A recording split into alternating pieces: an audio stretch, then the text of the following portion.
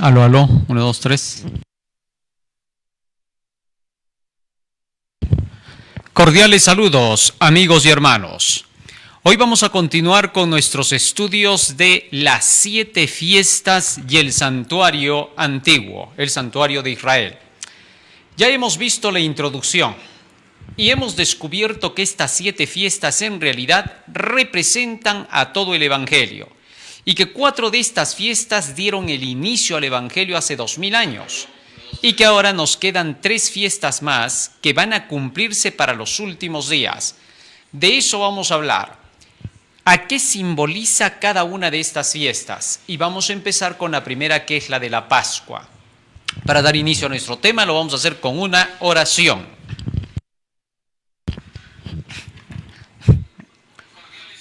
Bondadoso Padre que moras en los cielos, estamos agradecidos a ti porque nos das la vida y la salud. Y te rogamos, Padre Santo, que tu presencia esté con nosotros para poder comprender el mensaje de tu palabra, porque te lo rogamos en el nombre de Jesús. Amén. Amén, Señor.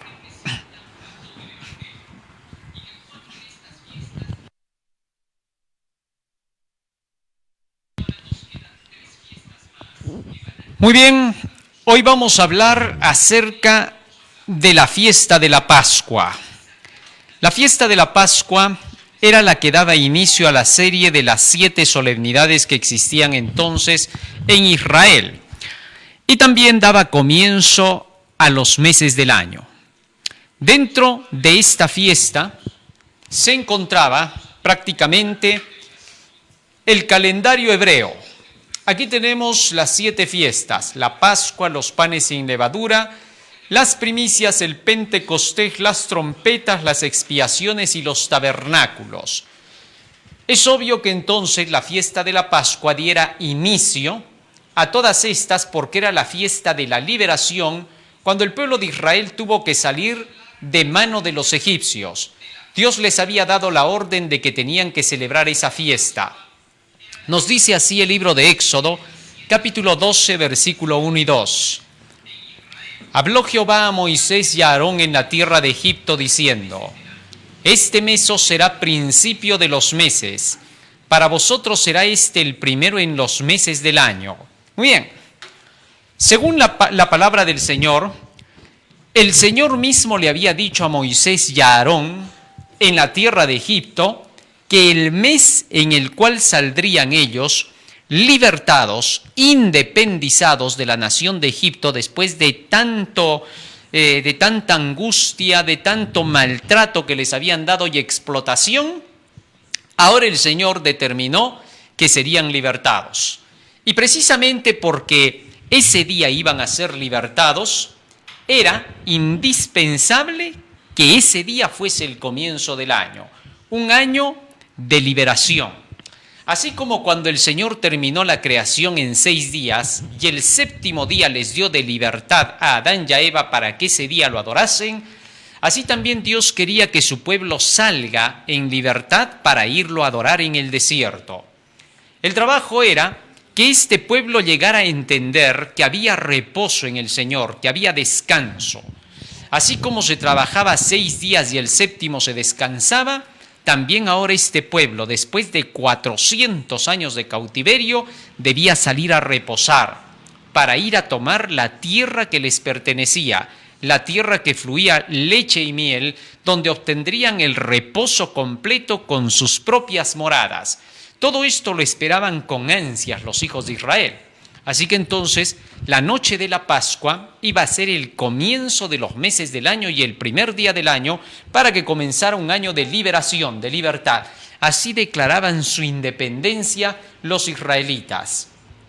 A ese mes se le conocía como el mes de Nisán o también como el mes de Abib. Aquí tenemos nosotros un calendario de hebreo y aquí nosotros podemos ver que el primer mes del año, Nisán, era el tiempo cuando se celebraba la fiesta de la Pascua juntamente con los panes sin levadura y las primicias. Por ahora solo nos vamos a centrar en la Pascua.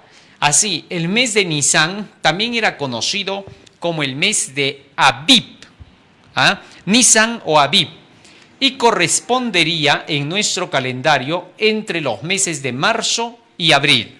¿correcto?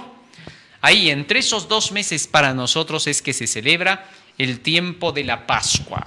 Ahora bien, ¿de qué se trataba esta fiesta? Más aún sigue diciendo el texto bíblico. Versículo 3. Hablad a toda la congregación de Israel diciendo: en el 10 de este mes, tómese cada uno un cordero según las familias de los padres, un cordero por familia. En el día 10 del mes de Nisán, los hijos de Israel debían de tomar un cordero. Este cordero debía de ser especial, macho cabrío de 1 año, un cordero de 1 año, y debía de ser sin defecto, porque iba a ser presentado como un símbolo del Mesías que vendría en el futuro, que no tendría ni una sola mancha de pecado, un cordero puro. Uno de los exámenes más específicos que se hacían entonces entre los israelitas y sobre todo entre los sacerdotes era ver que el cordero o la ofrenda cualquiera que fuere sea traída sin un solo defecto. Si tenía un defecto, inmediatamente el animal era rechazado, no se le podía aceptar, porque esto era una representación, repito, de la obediencia perfecta de Jesucristo. Así que desde el día 10 ya tenían que separarse un corderito para el día de la Pascua. Versículo 4 sigue diciendo en el libro de Éxodo: mas si la familia fuere tan pequeña que no baste para comer el cordero, entonces él y su vecino inmediato a su casa tomarán uno según el número de las personas. Conforme al comer de cada hombre, haréis la cuenta sobre el cordero. Había que entonces tomar el cordero como para que alcance para todos. Nadie debía quedarse sin comer ese cordero. Todos debían participar de él. En el libro de San Juan, en el capítulo 1 y en el versículo 36, la Biblia nos dice a quién representa directamente ese cordero. San Juan capítulo 1 versículo 36. Dice la Escritura: y mirando a Jesús, cuando Juan el Bautista estaba bautizando y lo vio a Jesús caminando por ahí, y mirando a Jesús que andaba por allí, dijo: he aquí el Cordero de Dios que quita los pecados del mundo. Ahora, este Cordero entonces representaba a Cristo, y el sacrificio que iba a hacer Jesús en la cruz del Calvario iba a ser en favor de todo el mundo. San Juan capítulo 3 versículo 16 nos dice así la Escritura: porque de tal manera amó Dios al mundo, que ha dado a su Hijo unigénito, para que todo aquel que en él cree no se pierda, mas tenga vida eterna. El propósito era este: que todos los creyentes que estuvieran en esa noche listos para salir de en medio de Egipto, es decir, la característica para ser creyente era renunciar a Egipto. Esto es un símbolo. ¿Por qué? Porque ahora los hijos de Dios, los que quieren unirse con el Evangelio de Cristo, tienen que renunciar por completo al Egipto moderno, que vendría a ser el mundo de hoy, la mundanalidad.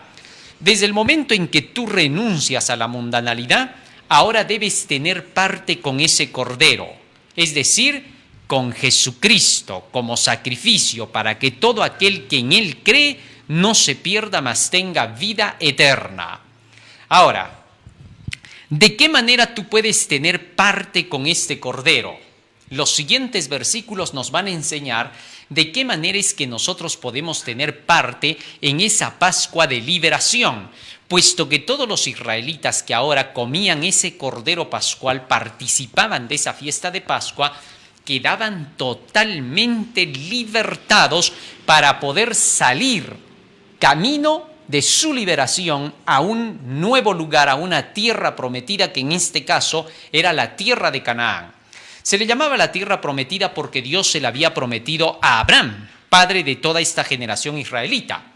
Tal es así que entonces, como Dios le prometió esa tierra a Abraham, durante el periodo que los israelitas fueron llevados cautivos a Egipto, o que quedaron allí, todo ese periodo de tiempo, otras naciones cananeas se tomaron el lugar. Ahí estaban los gergeseos, los jebuseos, todos los eos. Tal es así que estos, ahora se habían metido en ese lugar, en esa nación, en esas tierras prometidas a Abraham, y tenían que salir porque ahora el pueblo venía a reclamar lo que le pertenecía. Es por eso que cuando hubieron estas naciones que se pusieron agresivas y no querían salir de lo que no les pertenecía, Dios inmediatamente, con mano fuerte y con brazo poderoso, así como lo sacó de Egipto, así también limpió la tierra para poder lograr entregarle lo que le hizo como promesa a Abraham. Porque Dios no puede fallar cuando promete algo. En el caso en que Dios le había dicho a Abraham que le daría estas tierras, se las había prometido para él y para su descendencia, no solo para él. Por tanto, entonces era justo que el pueblo de Israel reclamara sus tierras. Y ahora todos estos que salían de Egipto iban hacia esa tierra a vivir en libertad. Pero los que querían, si querían, valga la redundancia, podían regresarse a Egipto, ¿sí?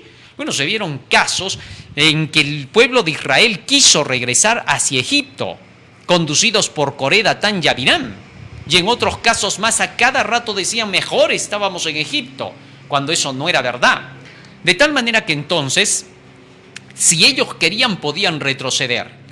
Así, esto simboliza al cristiano que sale del mundo. Muchas veces puede retrocederse al mundo porque simple y llanamente no le gusta el camino hacia el cielo.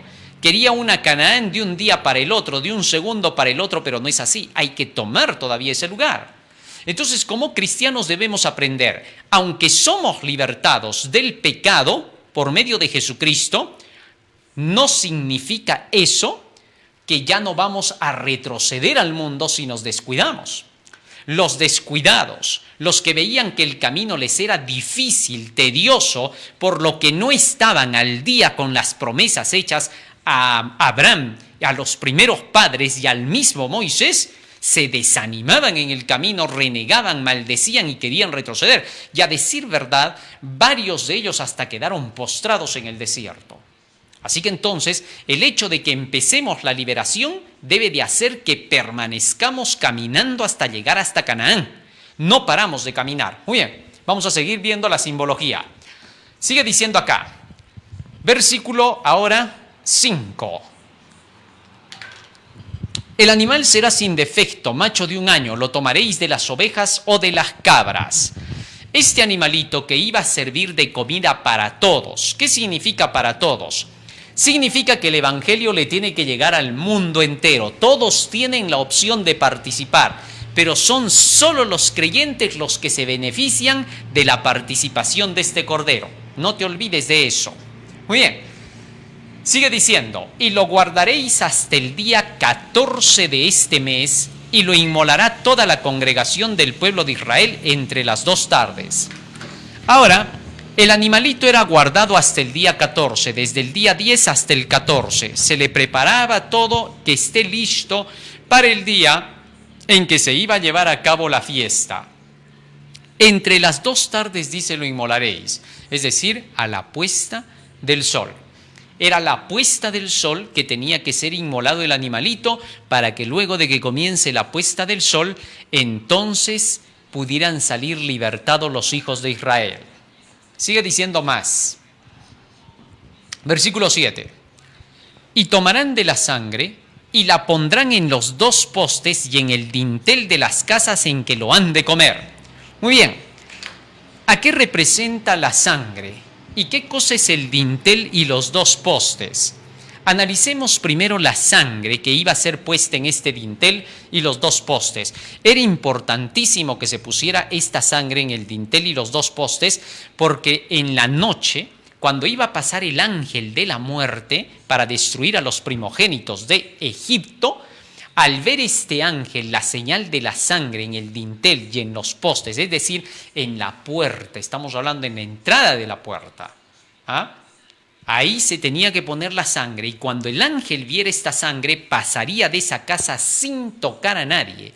Pero si no encontraba la sangre, no había nada que hacer, el caso estaba perdido. ¿Correcto? Muy bien, así veamos la sangre. ¿A qué representa? Libro de Primera de Juan, capítulo 1. Primera de Juan, capítulo 1, versículo 7 y 9, dice así.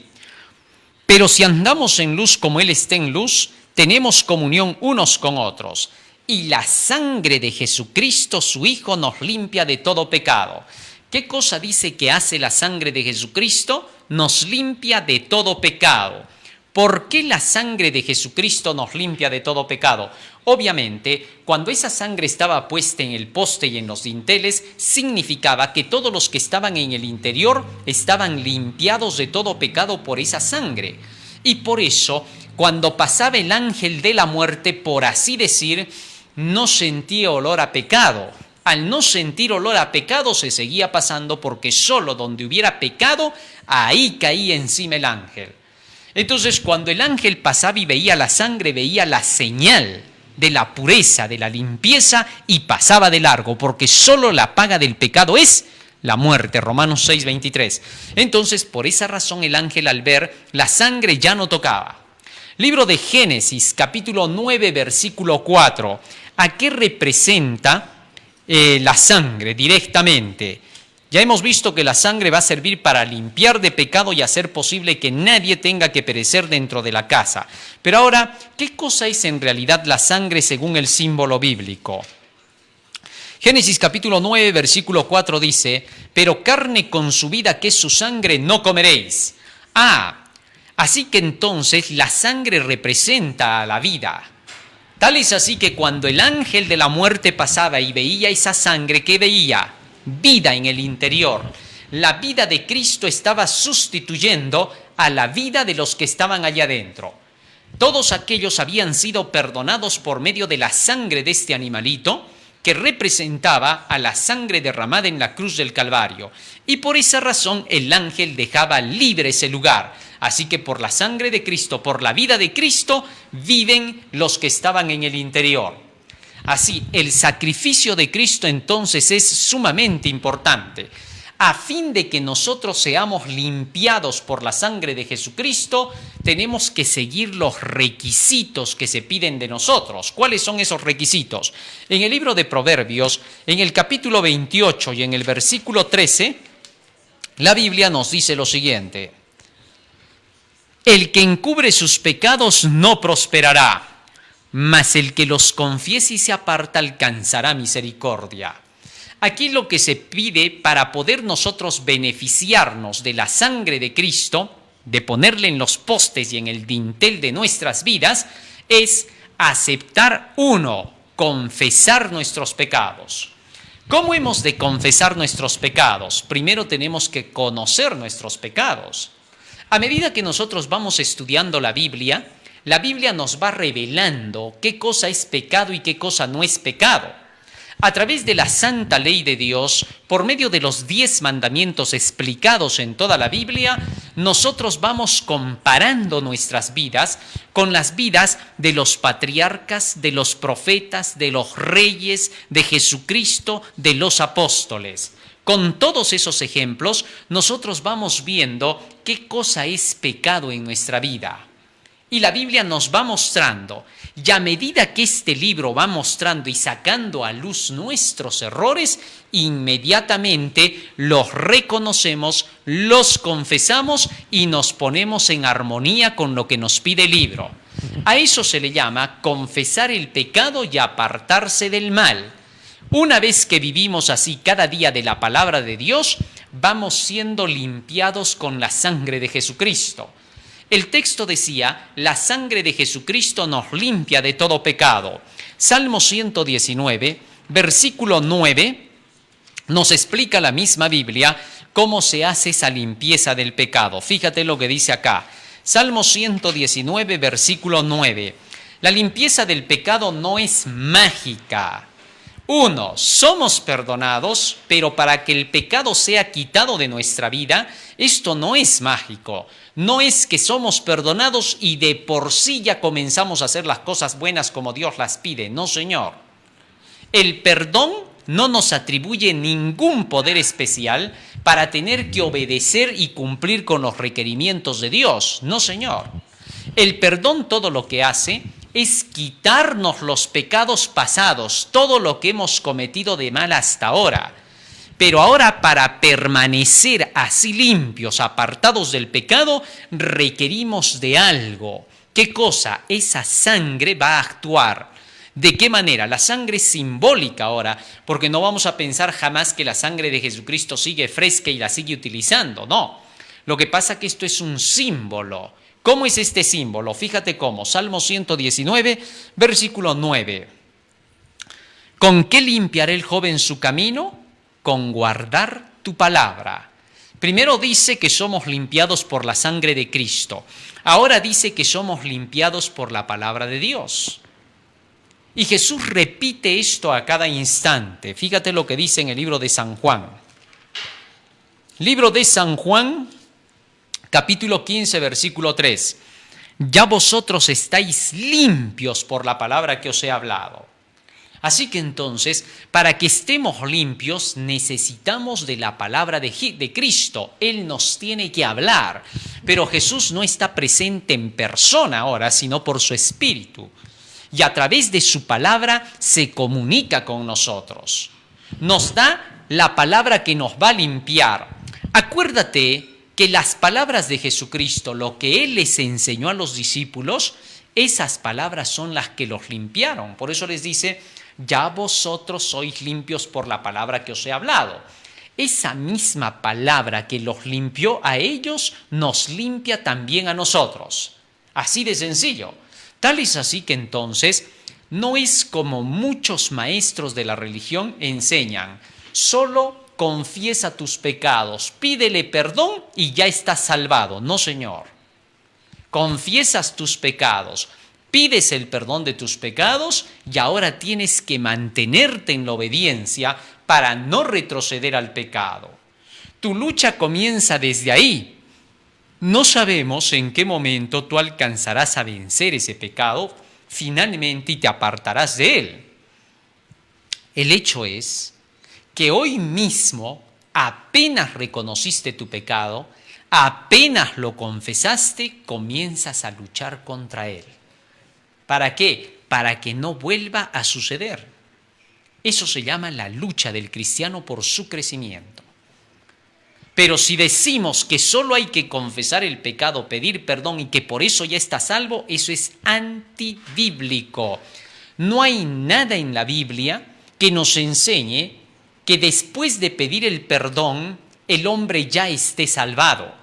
Al contrario, la Biblia nos dice que después de que pedimos el perdón, podríamos volver a caer en el pecado. Gálatas capítulo 2, versículo 18. Libro de Gálatas, capítulo 2, versículo 18 dice así: porque si las cosas que destruí, las mismas vuelvo a edificar, transgresor me hago. Fíjate lo que está pasando acá. El apóstol Pablo está diciendo, si yo ya dejé algo atrás y vuelvo a eso, otra vez soy transgresor. ¿Debido a qué mencionó esto el apóstol Pablo? Debido a que vio a Pedro que había estado comportándose raramente. Se unía con los judíos cuando estaban los judíos ahí y se alejaba de los gentiles. Cuando ya no estaban los judíos, iba y se juntaba con los gentiles. Es decir, que estaba cometiendo el pecado de la hipocresía. Porque si él ya había dejado de creer que había separación entre el judío y el gentil, que por medio del evangelio de Cristo ahora todos podían participar de la salvación, ¿qué hacía él separándose de los gentiles cuando los judíos venían? Les tenía temor a los judíos y aparentaba que no estaba con los gentiles. Como diciendo, no, que no me vean con los gentiles porque si no me van a decir que estoy sucio, que soy un inmundo, que me estoy juntando con ellos. Ese acto hizo que Pablo le dijera a Pedro, porque si las cosas que destruí, las mismas vuelvo a edificar, otra vez soy un transgresor. Tal es así que entonces, el cristiano, después de que ha pedido el perdón a Cristo, no puede decir que está salvado todavía, sino que todavía tiene que seguir un proceso hasta llegar a alcanzar la perfección. Y es por eso que en San Mateo capítulo 24, versículo 13, nuestro Señor Jesucristo declara lo siguiente en cuanto al acto de la salvación. Dice, mas el que persevere hasta el fin, ese será salvo. Así que necesitamos perseverar hasta el mismo fin para poder alcanzar la salvación. Y es por eso que el Señor cada momento repite en su palabra que hay que pelear la buena batalla de la fe. No obstante, algunas personas dicen, ¿y qué significa entonces eso que está en Efesios capítulo 2, versículo 8 hasta el 10? Vamos a analizarlo para entenderlo, porque es aquí donde tenemos que captar lo que significa la esencia de la salvación. Dice así el texto bíblico, Efesios 2, 8 al 10. Porque por gracia sois salvos, por medio de la fe, y esto no de vosotros, pues es don de Dios, no por obras, para que nadie se gloríe, porque somos hechura suya creados en Cristo Jesús, para buenas obras, las cuales Dios preparó de antemano para que anduviésemos en ellas. Muy bien, fíjate que el texto dice aquí primero, por gracia sois salvos por medio de la fe. Es un regalo de Dios, no por obras para que nadie se gloríe, porque somos, dice ahora, hechura en Cristo Jesús nuevamente creados para buenas obras. Muy bien. Esto ha confundido a varias personas porque a veces dicen, primero dice que no por obras, luego dice que somos hechura suya en Cristo Jesús para buenas obras. ¿Cómo es?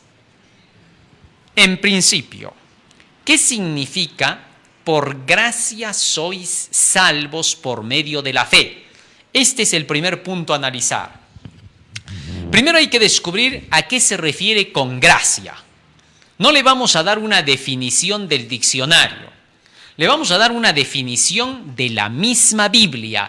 Ya hemos aprendido hasta acá que todos los símbolos de la Biblia los tenemos que buscar bajo el contexto de la misma Biblia porque ella se interpreta sola. ¿Correcto? Vamos a ver. Libro de los Salmos, Salmo 45:2. ¿Qué cosa es la gracia según la Biblia? Salmo 45:2. Salmo 45:2. Dice así la Escritura.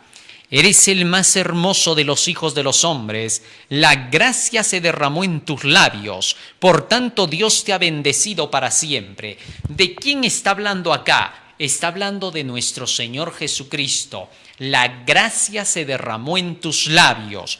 En el versículo 7 dice, 6 y 7, tu trono, oh Dios, es eterno y para siempre, cetro de justicia es el cetro de tu reino. ¿A quién le está diciendo esto?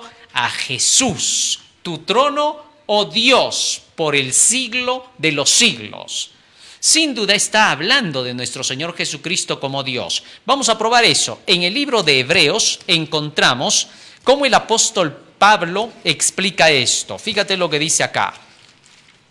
Libro de Hebreos, capítulo 1, citando el mismo texto de los Salmos que acabamos de leer, ¿correcto? Acabamos de citar allí en los Salmos al texto que nos habla acerca de Jesucristo. Salmo 45, versículos 6 y 7 hemos leído. Ahora vamos a leer lo que dice en el libro de Hebreos, capítulo 1, versículo 5. Porque a cuál de los ángeles dijo Dios jamás, mi hijo eres tú, yo te he engendrado hoy, y otra vez yo seré a él padre y él me será a mi hijo. Y otra vez cuando introduce al primogénito en el mundo dice, adórenle todos los ángeles de Dios. Ciertamente de los ángeles dice, el que hace a sus ángeles espíritus y a sus ministros llama de fuego. Mas del Hijo dice, tu trono, oh Dios, por el siglo de los siglos. Así que entonces está hablando en el Salmo 45 de Jesucristo y Pablo está citando ese texto de Salmo 45 para decir de Jesucristo tu trono, oh Dios. Y de ese de quien se habla en Salmo 45, el verso 2 dice, de tus labios salió la gracia. Interesante. Ahora, en San Lucas capítulo 4, versículo 22, se nos dice lo siguiente. San Lucas capítulo 4, versículo 22. Dice la Escritura, y todos daban buen testimonio de él, y estaban maravillados de las palabras de gracia que salían de su boca, y decían, ¿no es este el hijo de José? ¿Qué cosa dice que salía de los labios de Jesucristo? Las palabras de gracia. Interesante. Ahora, en el libro de Hechos capítulo 20, versículo 32, nosotros leemos a qué le llama gracia el apóstol Lucas, en este caso, quien escribió los Hechos. Escucha lo que dice acá. Hechos capítulo 20, versículo 32. Escucha lo que dice acá. Dice así: y ahora, hermanos, os encomiendo a Dios y a la palabra de su gracia, que tiene poder para sobreedificaros y daros herencia con todos los santificados. Fíjate cómo está mencionando aquí ahora el apóstol y dice: y ahora os encomiendo a Dios y a la palabra de su gracia, que tiene el poder de santificar. Santifícalos en tu verdad, tu palabra es la verdad. Se está refiriendo obviamente a las Escrituras. Entonces, la gracia, según la palabra del Señor, es la Biblia, las Escrituras, las enseñanzas del Señor, todo el Evangelio. Ahora, leamos otra vez el libro de Efesios y vamos ya poniendo los símbolos con su significado. Efesios capítulo 2, versículo 8 dice: porque por gracia sois salvos. ¿Qué estaría diciendo? Por la palabra de Dios sois, ¿qué? Salvos. Ajá. O sea, si yo no estudio la palabra del Señor todos los días y vivo de ella, no seré salvo. Para alcanzar la salvación, tengo que vivir de las palabras del Señor. Y como todavía no he terminado de entender este libro, como todavía hay mucho que aprender, entonces estoy en el proceso de la salvación. No puedo decir ya estoy salvo, porque me falta todavía mucho, y que desde la niñez has aprendido las Escrituras, las cuales te pueden hacer sabio para la salvación que es por la fe en Cristo Jesús. Así que entonces hemos entrado al camino de la salvación y estamos con nuestras Biblias en la mano aprendiendo, como los que entran a la carrera de medicina. Están aprendiendo, están yendo a la universidad, pero no pueden decirse médicos, pero ya están en la carrera. Y si la terminan, finalmente serán médicos. Así también hemos entrado en el camino de la salvación, pero no podemos decir que estamos salvos todavía, porque Cristo dice: el que persevere hasta el fin, ese será salvo. Así que una cosa es estar salvo y otra cosa es estar en el proceso de la salvación. Por eso es que en el espíritu de profecía la mensajera de Dios también dice: estar casi salvo es estar totalmente perdido. Casi salvo, que estoy caminando por ese sendero, pero totalmente perdido porque todavía no he llegado. Cuando llegue hasta el final de la carrera, ahí sí recién podré asegurarme de que estoy en la salvación. Antes de eso, no puede ser. Muy bien. Aún el texto bíblico nos dice en Apocalipsis capítulo 2, versículo 10, lo siguiente. Apocalipsis capítulo 2, versículo 10. No temas en nada lo que vas a padecer. He aquí el diablo echará a algunos de vosotros en la cárcel para que seáis probados y tendréis tribulación por 10 días. Sé fiel hasta la muerte. Fíjate hasta cuándo, hasta el final de los días, y yo te daré la corona de la vida. Así que no puede asegurarse ni jactarse de estar salvo ningún cristiano. Todos estamos en el camino de la salvación, estamos siguiendo a Cristo, pero aún no estamos salvos. Por eso el texto dice: por la palabra sois salvos. Necesitamos vivir de la palabra entonces constantemente. Vamos por el proceso de la santificación. Cuando hayamos alcanzado la santificación, recién como resultado vendrá la vida eterna. Así lo dice la Escritura. Romanos capítulo 6, versículo 22. Fíjate lo que dice allí. Romanos 6, 22. Mas ahora que habéis sido libertados del pecado y hechos siervos a Dios, tenéis por fruto la santificación y como fin la vida eterna. ¿Te diste cuenta? Somos libertados por Cristo con su sangre, por el perdón de los pecados. Y luego dice, nos hacemos siervos. Siervo es el que sirve, el que obedece. Y al hacernos siervos, damos por fruto, o se da por fruto, la santificación. Y una vez que alcanzamos la santificación, el final es la vida eterna. Así que todavía estamos en un proceso donde nadie puede decir, estoy salvo ya. No está salvo nadie, ni aún en su primera fe. Hay el peligro de hacer que una persona se confíe creyendo que está salvada porque creyó en el Evangelio y por esa razón se descuide y no camine hacia la santificación que le traerá como resultado la vida eterna. Muy bien, pero sigue diciendo el texto, regresemos a Efesios, no hemos terminado ahí. Efesios capítulo 2, versículo 8, porque por la palabra, ahora sí le vamos a poner el símbolo ya directo, porque por la palabra sois salvos, por medio de la fe. Aquí hay un elemento más. Romanos 10, 17 dice, la fe es por el oír y el oír por la palabra de Dios. Entonces, lo que está diciendo acá el texto es esto, porque por la palabra de Dios sois salvos por medio de oírla, de recibirla, cuando la recibes. Primera de Corintios capítulo 15, versículo 2, fíjate lo que escribió el apóstol Pablo. Dice así, versículo 1 y 2. Además os declaro, hermanos, el evangelio, os doy el evangelio, les doy a conocer que os he predicado, el cual también recibisteis, en el cual también perseveráis, por el cual asimismo, si retenéis la palabra que os he predicado, sois salvos si no creísteis en vano. Fíjate lo que dice acá.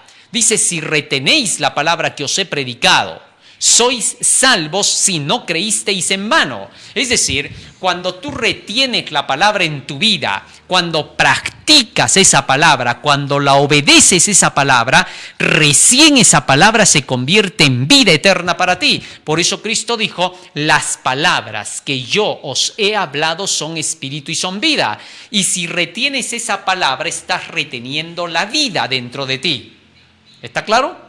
Entonces hay un trabajo que hacer, ¿cuál? Retener la palabra dentro de nosotros para ser salvos. Si no retenemos esa palabra, jamás podríamos ser salvos.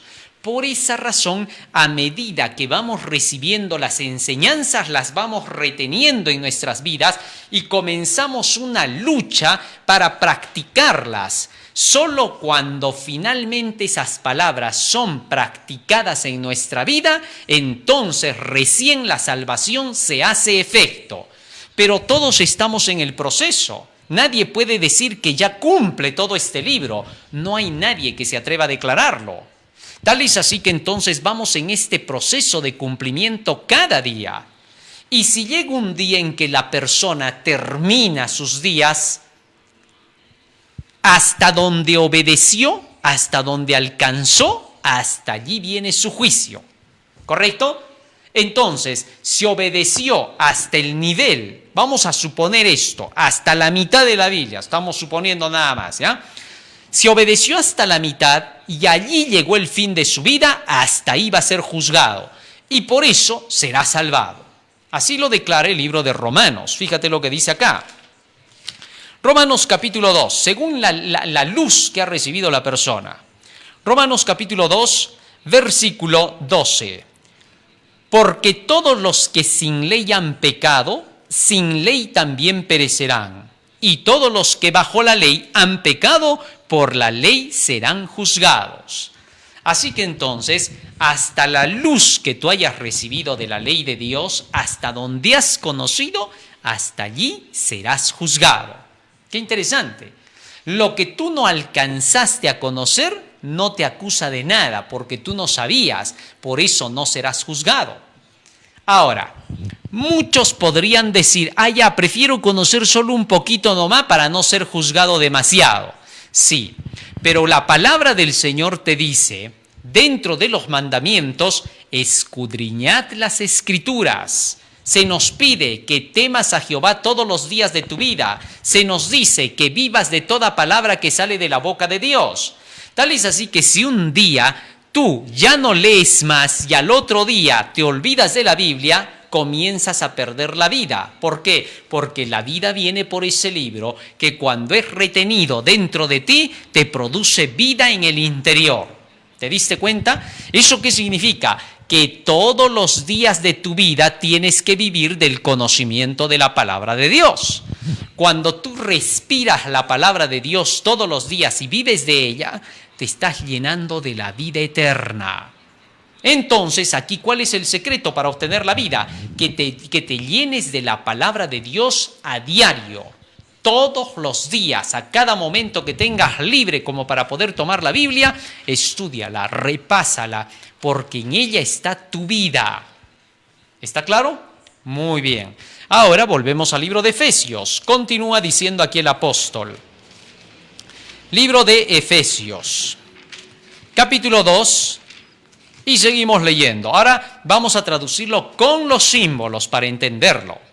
Dice, porque por la palabra sois salvos por medio de oírla, y esto no es de vosotros, pues es un don de Dios. O sea, todo lo que está aquí en este libro es un regalo de Dios. Tal es así que por este regalo de Dios completo de toda la palabra, tú obtendrás la vida. Por gracia, por este regalo, eres salvo al oírlo y practicarlo. Y ahora, sigue diciendo el verso 9.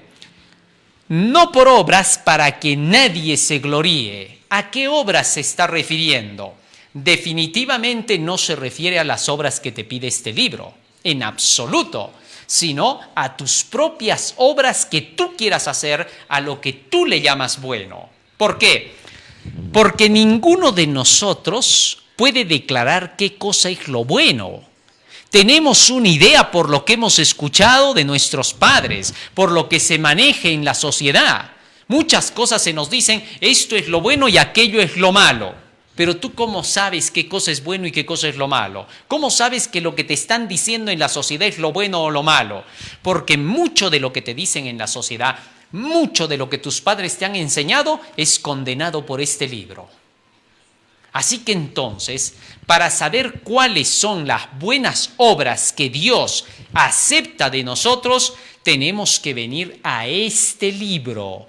Romanos capítulo 7, versículo 12 nos dice cuáles son esas buenas obras. Fíjate lo que dice acá, ¿qué cosa es todo el bien?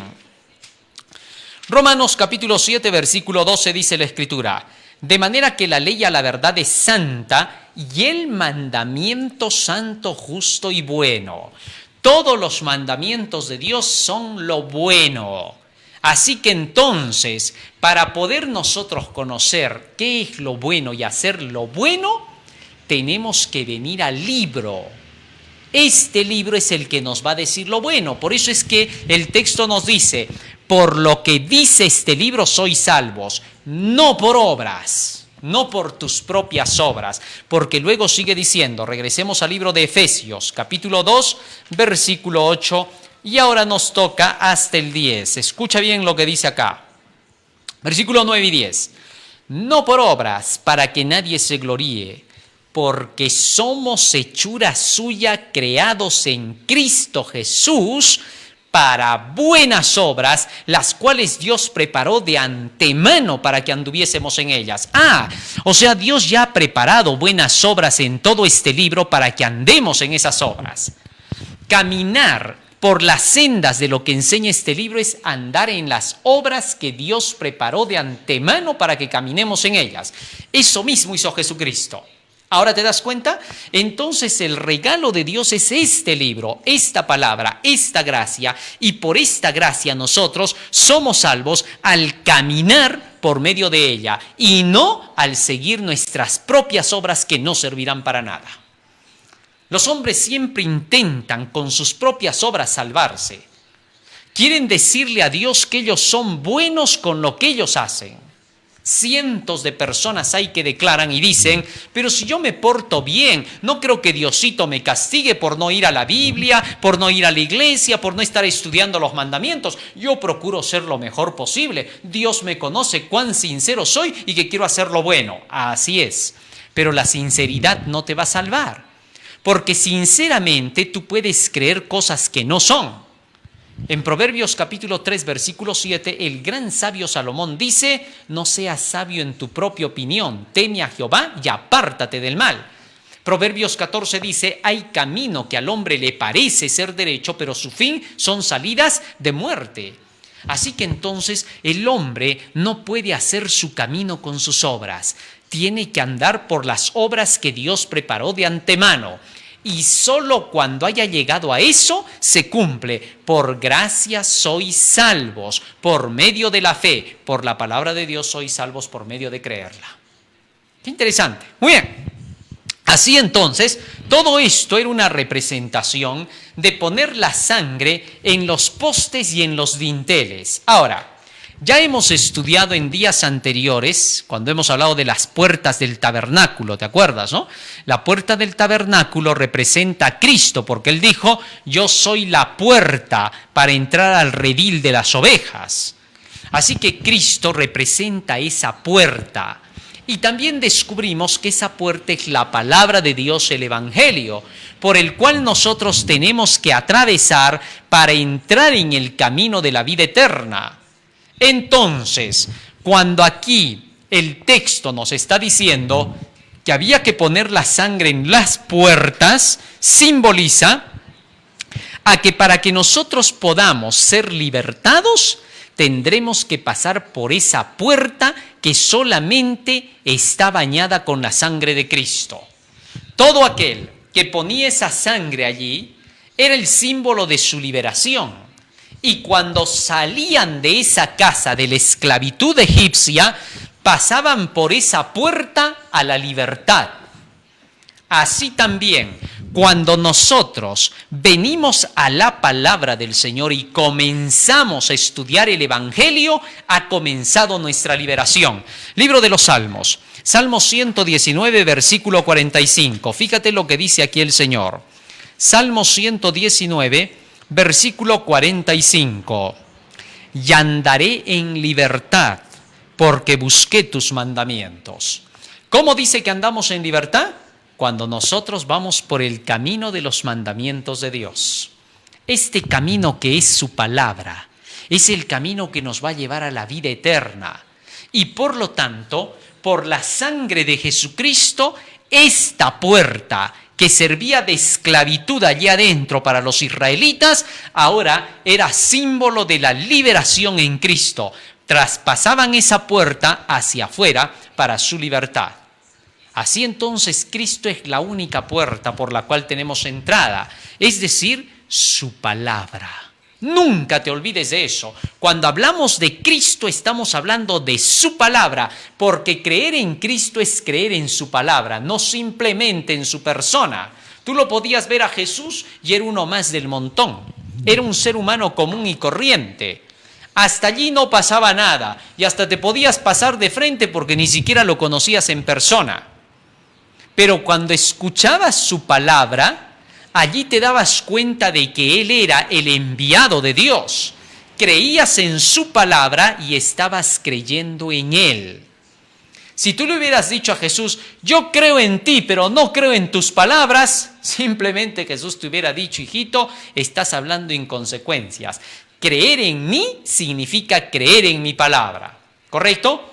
Libro de San Juan. Fíjate lo que dice aquí en el capítulo 12 de San Juan, hablando de lo que es creer en Jesucristo. Sí, porque muchos confunden, piensan que creer solamente es un acto de asentimiento y nada más. No, el creer significa aceptar las enseñanzas de Cristo. Fíjate lo que dice acá. San Juan capítulo 12, versículo 47. Al que oye mis palabras y no las guarda, yo no le juzgo, porque no he venido a juzgar al mundo, sino a salvar al mundo. El que me rechaza y no recibe mis palabras, tiene quien le juzgue. La palabra que he hablado, ella le juzgará en el día postrero. ¿Te diste cuenta? Fíjate lo que dice acá. El que me rechaza y no recibe mis palabras. Cuando tú rechazas a Cristo es cuando no recibes sus palabras. Así de sencillo. Lo que rechazaron de Jesucristo los dirigentes de Israel fue su enseñanza. Porque si Cristo no hubiera enseñado nada y hubiera sido simplemente uno más del pueblo, jamás lo hubieran rechazado. Ni hubieran sabido de quién se trataba. Es la palabra, es su enseñanza, lo que aquí valía. Y por esa razón, cuando hablamos de Cristo, estamos hablando de su palabra. Es la palabra que se hizo carne y habitó entre nosotros. Todo lo que tenía Jesús para darnos eran las enseñanzas del Viejo Testamento. Eso es lo que traía. Muy bien. Entonces, Pasar por la puerta es pasar por lo que dice la palabra del Señor. Los que pasan a través de esta palabra entran a la liberación completa y a la salvación. Más aún dice, San Juan capítulo 8, 32, para que refuerces, conoceréis la verdad y la verdad os hará libres. La verdad es la palabra de Dios. Éxodo capítulo 12, verso 8 dice más, y aquella noche comerán la carne asada al fuego y panes sin levadura con hierbas amargas lo comerán. ¿Qué cosa significaba? Aquella noche comerán la carne asada al fuego. Bueno, sin duda, estaban saliendo después de la puesta del sol ya, y ahora comenzaba la noche y era la hora en que tenían que partir. En medio de las tinieblas de esa nación egipcia donde no había luz, ahora ellos debían de salir para que a la madrugada ya pudieran estar del otro lado, allí donde habría la luz, donde Dios comenzaría la liberación completa de su pueblo para que vayan a su tierra prometida. Acuérdate que después de que salieron los israelitas, los egipcios salieron tras ellos, los quisieron matar.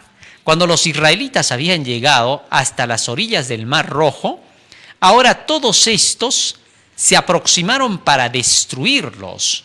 Y Dios con un torbellino de fuego separó a los israelitas de los egipcios. Y cruzaron el mar, dice la Biblia, hasta la madrugada, hasta el otro lado, y quedaron libertados por completo de los egipcios porque los egipcios perecieron en el mar. Qué interesante. Muy bien. Ahora, carne asada al fuego. ¿Qué dijo Cristo sobre eso? San Juan capítulo 6. ¿Qué cosa era comer la carne pascual? San Juan capítulo 6, versículos 53 y 54 dice, Jesús les dijo, de cierto os digo, si no coméis la carne del Hijo del Hombre y bebéis su sangre, no tenéis vida en vosotros. El que come mi carne y bebe mi sangre tiene vida eterna, y yo le resucitaré en el día postrero, porque mi carne es verdadera comida y mi sangre es verdadera bebida. El que come mi carne y bebe mi sangre en mí permanece y yo en él. ¿Qué les parece? Ahora Jesús está comparando al cordero pascual que había que comérselo, asado al fuego, que representaba a la carne de Cristo. Ahora, eso no significaba que alguien se iba a comer el cuerpo real de Cristo, físicamente hablando. No, los judíos quisieron hacer pensar eso. Sigue diciendo, en el versículo 60, al oírlas estas palabras, muchos de sus discípulos dijeron, dura es esta palabra, ¿quién la puede oír? Como Jesús estaba hablando así, algunos de estos quisieron tomar literalmente lo que decía Cristo y dijeron, ¿cómo vamos a comer su carne? Este está loco. Pero Jesucristo clarificó el asunto y les dijo en el verso 63, el Espíritu es el que da vida, la carne para nada aprovecha, las palabras que yo os he hablado son espíritu y son vida. Así que Jesús se estaba refiriendo a su palabra. Comer la carne de Cristo y beber su sangre significa alimentarse de la palabra de Dios. Entonces, los israelitas, cuando se les dijo que comerían la carne asada al fuego en esa noche, es un símbolo de que para que nosotros tengamos que ser liberados, tendremos que escudriñar la palabra, comer la palabra. Así lo dice Jeremías capítulo 15, versículo 16. Comer la palabra. Siempre la Biblia ha comparado a la comida con la palabra del Señor, espiritualmente hablando. Dice así, Jeremías capítulo 15, verso 16. Fueron halladas tus palabras y yo las comí, y tu palabra me fue por gozo y por alegría de mi corazón, porque tu nombre se invocó sobre mí, oh Jehová, Dios de los ejércitos.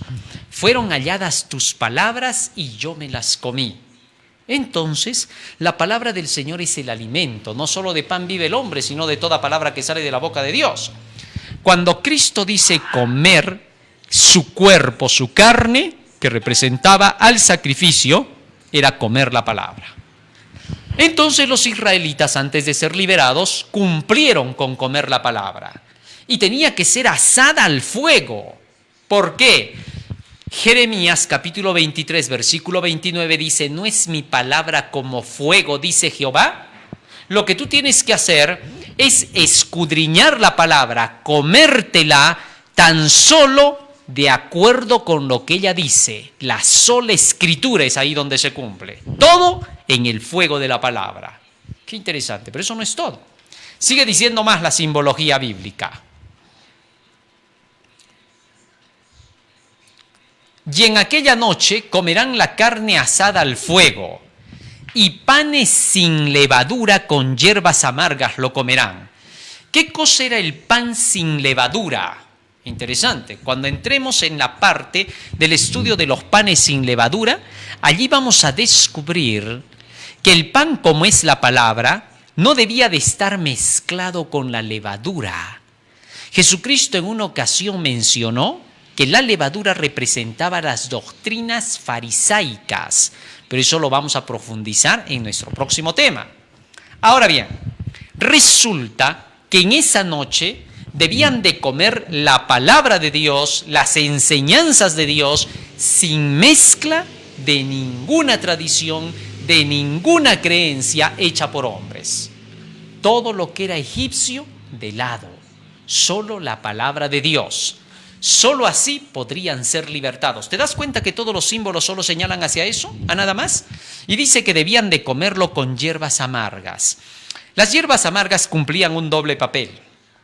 En la parte física, las hierbas amargas neutralizaban el colesterol, la grasa del animal, para que la persona no enfermara. Una forma en que Dios dio el permiso de comer la carne en los ritos, los holocaustos y las ceremonias en el tiempo antiguo fue con la condición de que estas comidas fueran acompañadas con hierbas amargas. Así que ellos tomaban mates infusivos de hierbas que eran amargas cada vez que tenían que realizar los sacrificios. Por eso en Colosenses capítulo 2 versículo 15 el apóstol Pablo dice que nadie os juzgue en comida o en bebida, porque eran las comidas y las bebidas ceremoniales. Y en el libro de Hebreos capítulo 9, fíjate lo que dice, hablando de todas esas comidas ceremoniales y bebidas. Libro de Hebreos capítulo 9, todo está como te das cuenta en la Biblia.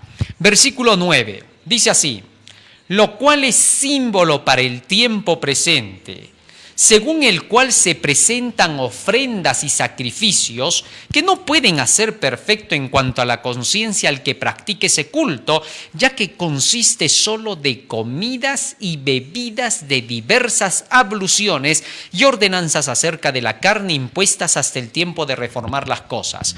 En los sacrificios, en la Pascua, siempre se consumía esas hierbas amargas que ayudaban a neutralizar cualquier tipo de grasas en el cuerpo. Eso era en la parte física, la parte sanitaria, porque en toda enseñanza que Dios daba en el Antiguo Testamento, todas estas iban mezcladas con curación tanto física como espiritual. Jesús siempre curó las dos cosas. De manera que entonces estas hierbas amargas cumplían ese papel. Por otro lado, se comían las hierbas amargas porque les recordaba la amargura que pasaron durante el tiempo del cautiverio. Y cada vez que celebraran la Pascua, debían de comer con hierbas amargas para que los padres explicaran a los hijos diciendo, estas hierbas amargas las comemos porque son el símbolo de nuestra esclavitud. Estuvimos en amargura cuando estábamos en Egipto.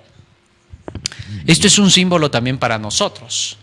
Cada vez que ahora estudiamos la palabra del Señor, cada vez que nos llega la predicación del Evangelio, siempre va a producir una reacción. ¿Cuál?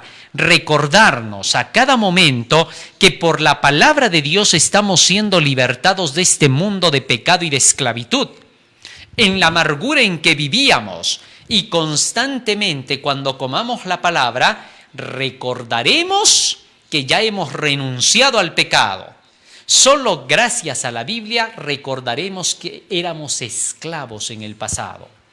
Cuando tú dejas de leer la Biblia, vas a empezar a sentir que eres esclavo más bien en la iglesia. Todo al revés. ¿Por qué? Porque al no estudiar la palabra, todo te parece demasiado. como es una nueva vida, con un sistema de acciones distinto, entonces tú tienes que recordar siempre que aquellas acciones que abandonaste tenían una razón para que las hayas abandonado. Y es el estudio constante de la Biblia el que te recuerda el paganismo que se vivía antes, las mentiras, los errores, qué cosa te traen como consecuencia. Al estar repasando eso constantemente, sigues renunciando a ese mal. Te descuidas y otra vez amas el mal, porque ya no sabes por qué lo dejaste. Cientos de cristianos hay en las iglesias que practican lo que tienen que hacer en la vida nueva, pero ni siquiera saben por qué lo hacen. Y llega un momento en que se cansan y terminan diciendo, ¿qué tanto estoy haciendo? Todos los demás no hacen esto, viven una vida entre comillas normal, mientras que yo no.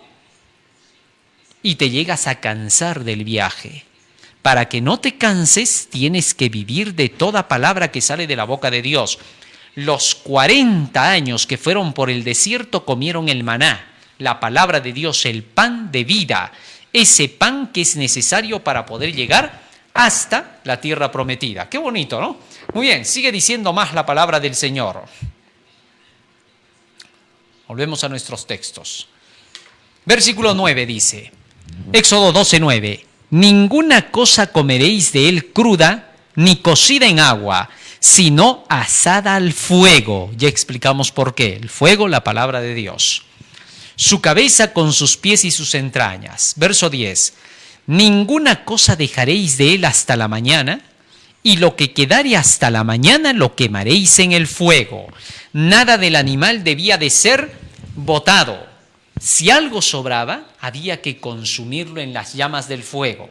La palabra de Dios, ¿correcto? Era intocable. Nadie, ningún egipcio iba a venir a comer de eso, ni aun los animales. Debía de ser quemado lo que sobrara. Versículo 11. Y lo comeréis así, ceñidos vuestros lomos, vuestro calzado en vuestros pies y vuestro bordón en vuestra mano, y lo comeréis apresuradamente. Es la Pascua de Jehová. ¿Qué significa ceñidos vuestros lomos? Bueno, había que estar listos con el vestido con el cual iban a salir ese día.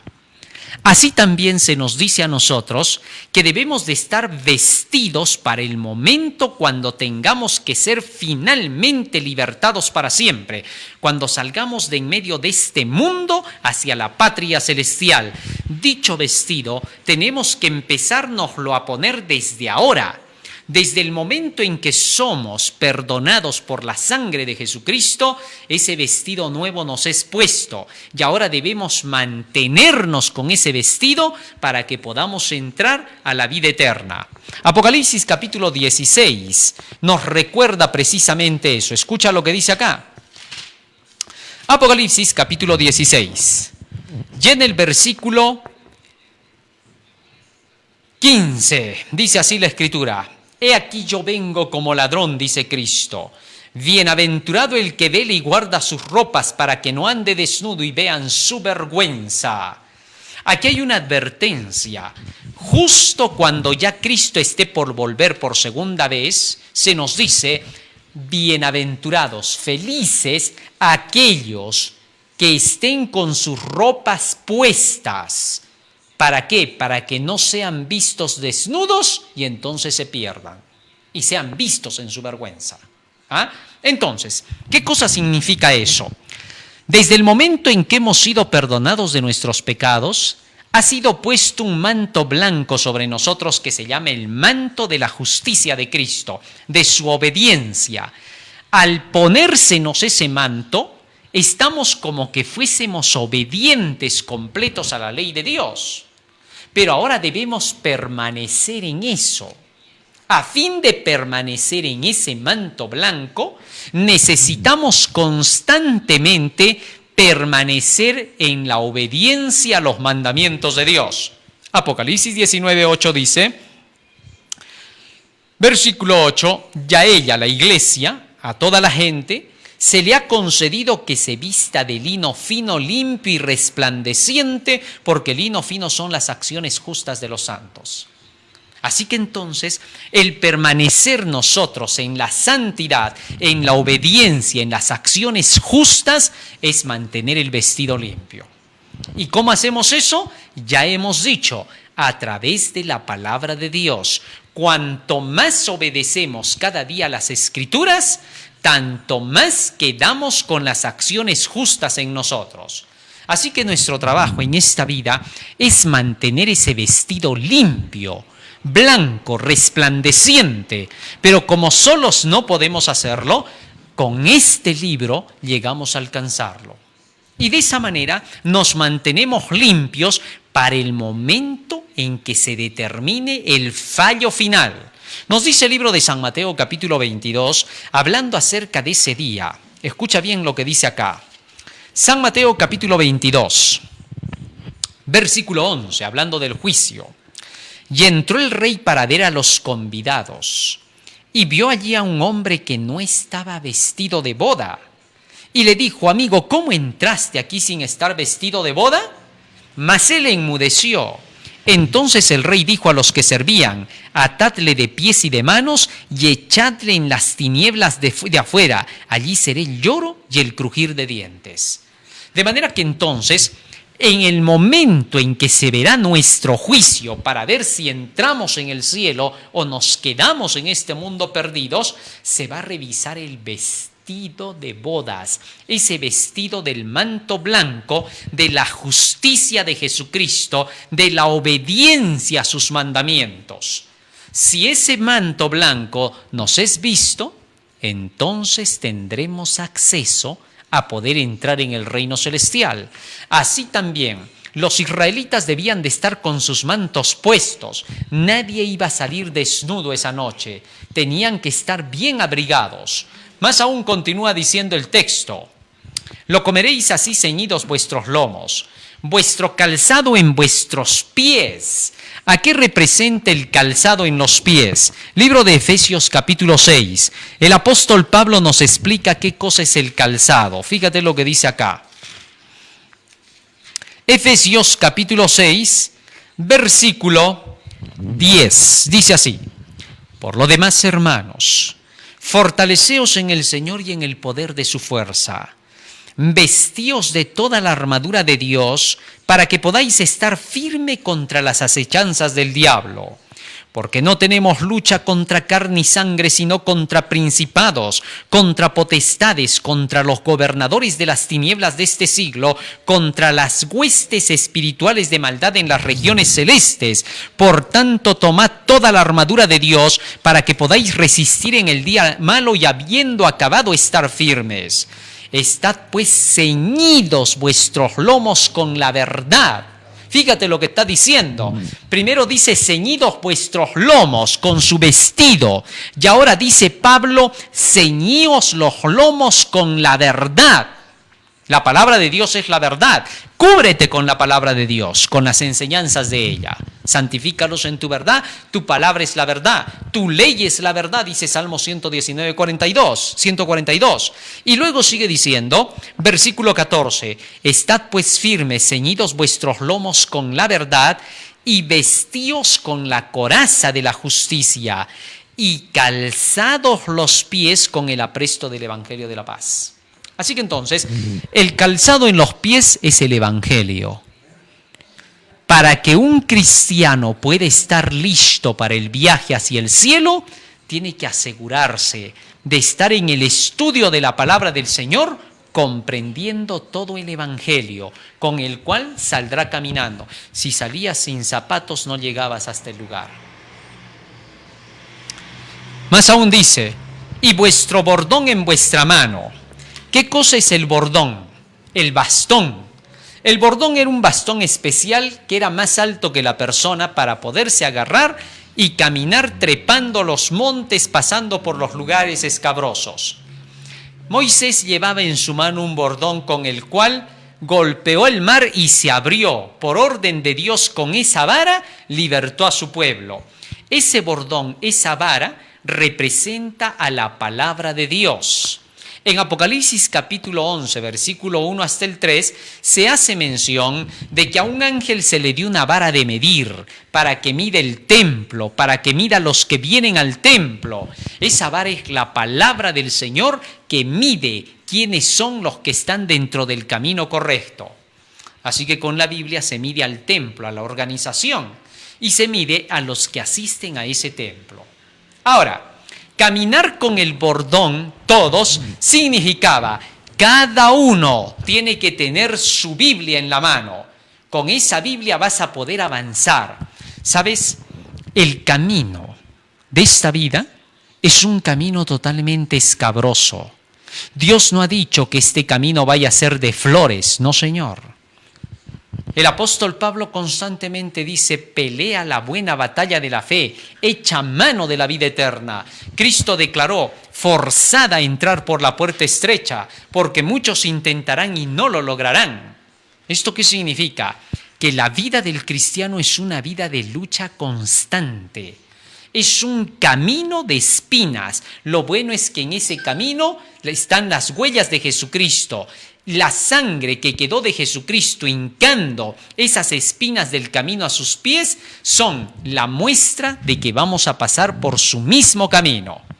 Pero ¿cómo pasa el cristiano por ese camino de pruebas, por ese camino donde va a encontrarse de todo? Con este libro. Salmo 119, 105 dice, lámpara es a mis pies tu palabra, luz a mi camino. Entonces, cuando vas caminando por este camino estrecho, tienes que estar con tu bordón en la mano, no puedes soltarlo. Si sueltas tu bordón ya no tienes con qué caminar.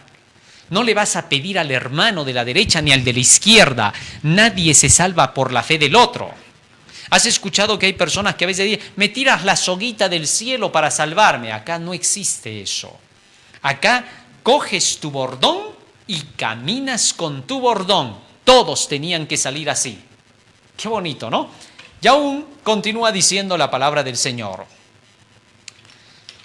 Versículo 12. Pues yo pasaré aquella noche por la tierra de Egipto y heriré a todo primogénito en la tierra de Egipto, así de los hombres como de las bestias, y ejecutaré mis juicios en todos los dioses de Egipto. Yo, Jehová. Esa noche, entonces, si estabas armado así, bien equipado, entonces podías salir feliz y contento, con la seguridad de que llegarías hasta la tierra prometida. Todos estos símbolos nos han mostrado hoy que la fiesta de Pascua era una fiesta de liberación y que esa liberación la obtenemos por el conocimiento de la palabra de Dios. Este libro es el único que nos va a dar la libertad. Conoceréis la verdad y la verdad os hará libres. San Juan 8:32. De manera que entonces, para que nosotros alcancemos la libertad, tenemos que seguir con estos elementos, que la sangre esté puesta en los postes y en los dinteles. Esa sangre que es la sangre de la mediación y la redención hecha por Cristo. Dicha sangre era un sello, una señal para que el ángel de la muerte no los tocara. Para estos últimos días tenemos una señal que va a indicar que hemos aceptado la ley de Dios, que hemos aceptado y hemos creído en la liberación que Dios hará. En Apocalipsis capítulo 7, versículo 1 al 3, se hace mención de que el pueblo del Señor será sellado en sus frentes. Y esa señal tiene que ver con el día de reposo del Señor. En el libro de Ezequiel capítulo 20, versículo 12 y 20, se dice que la señal que Dios verá para nuestra liberación es la señal del día sábado. En Ezequiel capítulo 9, versículo 4 hasta el 6, se nos dice lo siguiente. Fíjate lo que dice acá. Ezequiel, capítulo 9, versículo 4 al 6, dice la Escritura. Y le dijo Jehová, pasa por en medio de la ciudad, por en medio de Jerusalén, y ponles una señal en la frente a los hombres que gimen y que claman a causa de todas las abominaciones que se hacen en medio de ella. Y a los otros dijo, oyéndolo yo, pasad por la ciudad en pos de él y matad. No perdone vuestro ojo ni tengáis misericordia. Matad a viejos, jóvenes, vírgenes, niños, mujeres, hasta que no quede ninguno. Pero a todo aquel sobre el cual hubiere señal, no os acercaréis y comenzaréis por mi santuario. Comenzaron pues desde los varones ancianos que estaban delante del templo. ¿Para qué sirvió la señal? Para proteger a los hijos de Dios en los últimos días. Así que le vamos a pedir a Jesús en este día que Él nos ayude para poder recibir esa señal. Empezamos a recibir esa señal desde el momento que aceptamos la verdad del sábado en relación con la ley de Dios. Y a medida que seguimos estudiando la Biblia todos los días de nuestra vida, ese vestido que se nos promete, con el cual tenemos que salir en nuestra liberación, nos es puesto a través de las enseñanzas de la palabra de Dios. Y de esa forma, la sangre de Jesucristo nos limpia de todo pecado y nos hace aptos para entrar en la vida eterna. Dios nos ayude y nos bendiga. Vamos a hacer una oración para terminar pidiéndole a Jesús que nos ayude para que la marca que Él ha dicho que debe de estar en nosotros sea puesta por medio de su palabra. Vamos a ponernos de rodillas. Bondadoso Padre que moras en los cielos, te agradecemos, Señor, por habernos enseñado tu palabra en el día de hoy. Y te rogamos, Padre Santo, que nos ayudes a ponerla por obra en nuestras vidas. Derrama de tu espíritu de gracia en cada uno de tus hijos que están recibiendo estas enseñanzas y ayúdales, Señor, para ponerlas por obra en sus vidas. Quédate ahora con nosotros y guárdanos en tu amor. En el nombre de Jesús. Amén. Amén, Señor. Muy bien, querido hermano, no te olvides, estamos en Face, estamos en Twitter y estamos en YouTube, canal El Último Llamado Divino. Estamos también a través del hashtag El Último Llamado Divino, a través de publicaciones del Tercer Ángel del Último Llamado Divino, a través de la AUA, Asociación de Universitarios Adventistas, y también estamos en Radio Líder a las 5 de la tarde con estos temas para la localidad. Por otro lado, también estamos en YouTube a las 9 y a las 3 de la tarde con los temas de Daniel y el Apocalipsis. Así que estamos sumamente bendecidos. Comparte, hermano querido. Haz que otros conozcan en otras iglesias nuestras. Hay varios hermanos que hasta a veces nos han estado haciendo llegar por ahí algunos mensajes que dicen que quieren también estos mensajes que entren a los grupos de sus iglesias. Quieren contactarse. Ayúdalos también tú para que ellos puedan contactarse. Haz que todas nuestras iglesias que puedan encontrarse a través del internet puedan recibir esta invitación. Muchos lo aceptarán y aunque muchos otros no lo acepten, igual tú sigue compartiendo porque necesitamos que toda nuestra iglesia ahora se prepare. Estamos viviendo en tiempos solemnes. Y estos temas están ayudando a la iglesia a prepararse, porque con todo esto vamos a estar reforzados, de tal manera que cuando los hijos de Dios tengan que ser llevados ante concilios y tribunales, que eso está muy cerca de suceder, podamos tener respuestas con todo lo que estamos aprendiendo, para que no nos sorprendan con algún símbolo, con alguna enseñanza de la Biblia, alguna historia que la quieran aplicar mal. Estamos aprendiendo a aplicar la Biblia de acuerdo con sus símbolos, tal y conforme Dios se los había dado al pueblo de Israel en tiempos antiguos. Muy bien, que Dios te bendiga, querido hermano. Amén.